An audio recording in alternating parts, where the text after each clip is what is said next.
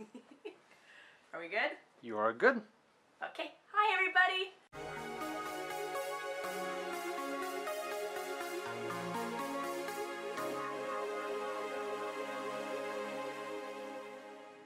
You are watching Ballerina Badass. My name is Georgia Reed, and I wanted to give you all a quick update on my October goal, working on Turnout. Have I had this goal before? I don't remember, but it's kind of an always goal. I decided to focus specifically on my use of Turnout, and I've had people ask me about what's the difference between natural Turnout and actually what range that you can use. And I know there are people who they can lay on the floor in a perfect frog, but then when they stand up, their legs just totally turn in and they have no line whatsoever. Then there's other people, like me, who do not have a perfect frog, yet I'm learning how, through the exercises that I've been working on, to make the most of my Turnout and use it to its full potential. So that's been my focus. Colleen O'Callahan, I think I might have mentioned this before. If not, I'm mentioning it now. So Colleen O'Callahan is an amazeballs ballet teacher, and she teaches in Ventura County out here in California, and she recommended that I check out the Ballet blog. The woman who runs that blog, her name is Lisa Howell, and she's Australian, and she's wonderful.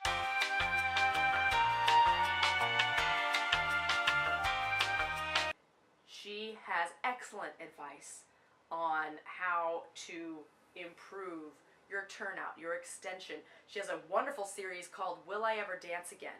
And it's a complete rehabilitative program to help dancers come back from an injury and use relative rest to rest whatever part of their body is injured, while at the same time continuing to work on the rest of their body in a safe way. So sometimes that might mean their foot is in a boot because they had a foot injury, but they can still take part of class, or they can still do some exercises. We have trains here, by the way, so you will hear honking. Probably lots of honking. Honk! Like that. But it's wonderful. It's brilliant. It's what, oh God, you guys, really? I wish I had had this program available to me back when I was dancing with Cincinnati Ballet and I had the stress fracture in my foot. I was telling a friend of mine the other day that I'd never had an injury like that before, A. B, I rarely went to doctors. C, I had no idea how to handle it, or really, whatever. I had no idea how to handle the injury or how long it would take to come back, nothing. And nobody at the company told me. If they did, I don't remember them telling me. So all I remember is just they said, go to the doctor. I went to the doctor. The doctor said, oh, I don't see anything. You don't really need an MRI. You can have one if you want, but those don't always show anything anyway. And then nobody really checked in on me after that. I was on my own, and it was up to me, and I was so scared to lose my job, I just kept dancing, and dancing on the injury. I remember literally running on half point, kind of like this, carefully through the flowers part of Nutcracker, because I was dancing on a stress fracture. I didn't take any time off at all. And if I had known that, 5-6 weeks in a boot with proper rehabilitation and physical therapy, and the problem would have been solved, oh my God. So people like Lisa Howell and Colleen O'Callahan, and of course my coach, Diane Luridson, they are paving the way for healthier dancers who can last longer in ballet, and who can also, they know how to fix themselves. They know what to do and where to go to get the proper rehabilitation. And I want more ballet companies to pay attention to that, and maybe they do now, but sometimes it feels like the directors, maybe they don't think that's their job. Maybe it's not their job. But for all of you dancers and dance fans out there, I want you all to know, and especially the ones who are coming up and hoping to become professional dancers, it is important to find mentors and find people who can help you through those times when you get injured, that your career is not over. Not necessarily. Not if you take the right steps for preventative work and then for rehabilitation. So that's my ramble for now. Back to the update for October. Ramble, ramble, ramble! So I downloaded Lisa Howell's Tips for Turnout PDF, and it was $7 and completely worth it. I took just 2 of the exercises that she had in there, and already they have made such a difference. This one exercise, you lay on your side, you put the upper knee on like a squishy ball, and then the other leg you have underneath. It's sort of in the shape of a swastika. I know, bad word. But if you keep it in line and then you just gently rotate from the thigh bone, and you've got to make sure that the bottom leg stays in line. It doesn't scoot forward or scoot too far back. And you don't want to engage any butt muscles. You really want to just keep everything calm and relaxed and released. And then just let the bone in the hip rotate, right? It's in the femur, or whatever you call it, as you can see. I'm such a pro with these words. But just doing that simple, gentle exercise, it seems so silly. I hardly feel like I'm even getting anything done. But then when I stand up and go into first position, suddenly I'm feeling, I don't know if you guys can see this, can you? Okay. Hi, booty. Booty! But I'm feeling this rotation in here. But instead of it being like gripped and holding it really tightly with my big glutes, this booty thing here, instead it's just naturally rotating under. And since these glutes have been relaxed and released, now the sneaky deep six rotators that I keep talking about way under here, right where that bone is going into the socket, they are engaging and gently holding my turnout. That's very crotchy. Sorry, too much crotch. Hopefully that makes sense to you guys. So that's the one thing I've done so far this month, that now when I'm at the bar, I can feel my hips sort of like spreading wide and releasing and relaxing, and then it feels like they're grounded into the ground and able to rotate without any impingement, if that makes sense. And then I feel like the glutes, the big gluteus maximus is releasing, and then these back thigh muscles are right. I know. I don't want to move the camera. I'm lazy. These are rotating under beautifully, just nice wraparound effect, right? Like you work on in gyrotonics and whatnot. So love it. That's the first thing. Second of all, I've been taking my tennis ball that I love and using it to massage out my TFL. Now, how I came to that conclusion was I noticed that I've had a lot of tightness in this area of my hip and also in here. And so I thought, I'm going to Google and see what these muscles are called. And I found out that in here, I think it is the TFL, and it's sort of this funky area between the iliac crest psoas thingy. I know, I'm not an expert on this stuff. I'm sorry, I'm trying my best. But anyways, I started laying on my side and taking the tennis ball and rolling it in here and in here and in here, and then very gently right here on the hip flexor, because my hip flexor was feeling really tight and overworked.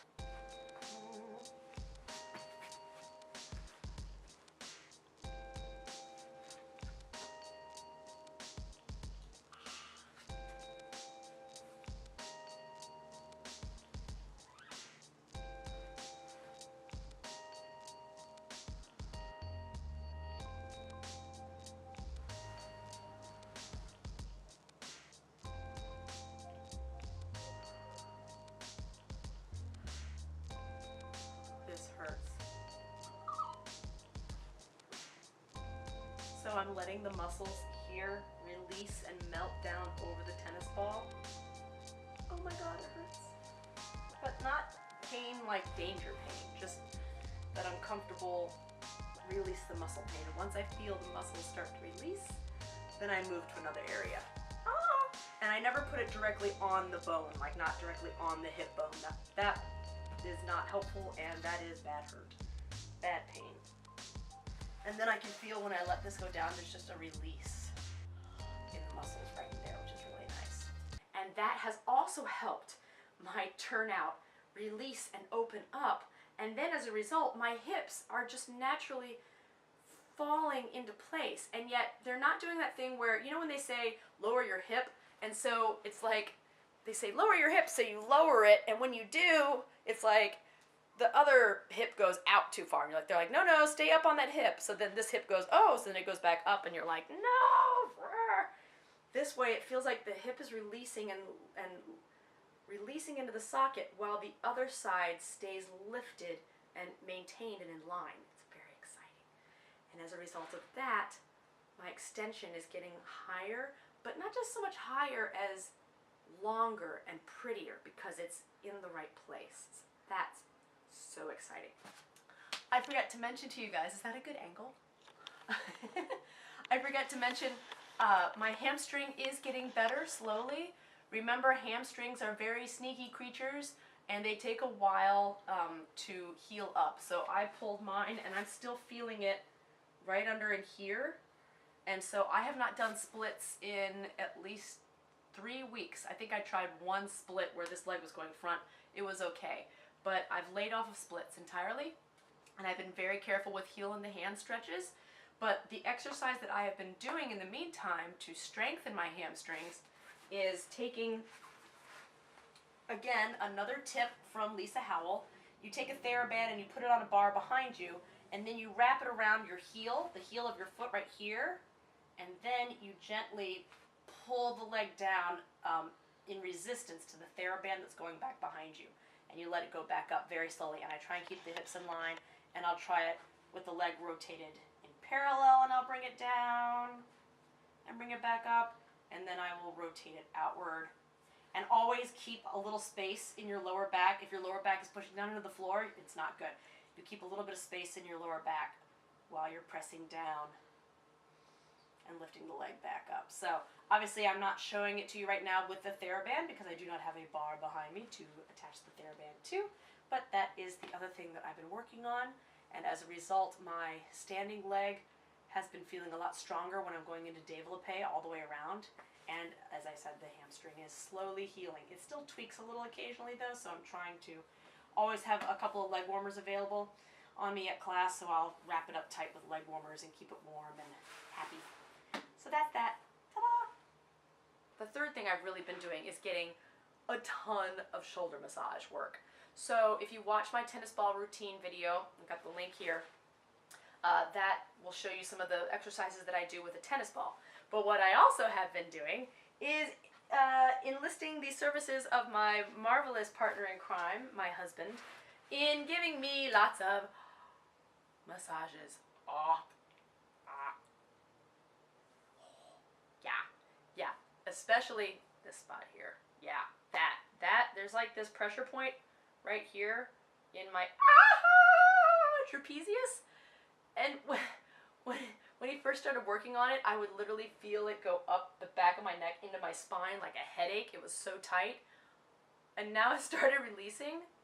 Oh my God. So I've had him work on my shoulders. Thank you, baby. But we're not done, you know that. Mm-hmm. Okay, there'll be more.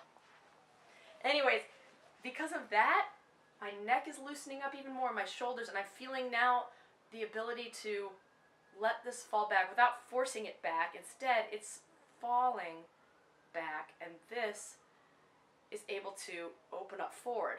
But it's just from here. It's not even from the. It's not from the rib cage. It's just in here that it's spreading wider and opening up even more.